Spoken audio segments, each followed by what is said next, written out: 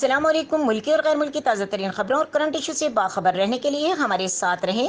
رک کریں گے ساہیوال کا، جہاں سے رپورٹ کر رہے ہیں ہمارے نمائندہ خصوصی علی رضا۔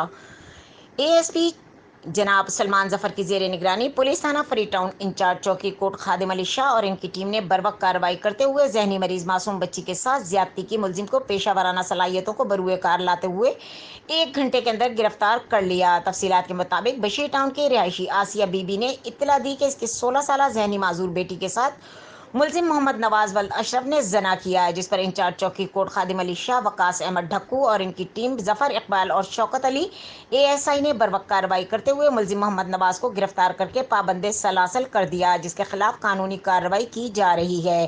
مزید خبروں اور اپڈیٹ کے لیے ہمارے ساتھ رہیں کے نیوز چینل انٹرنیشنل۔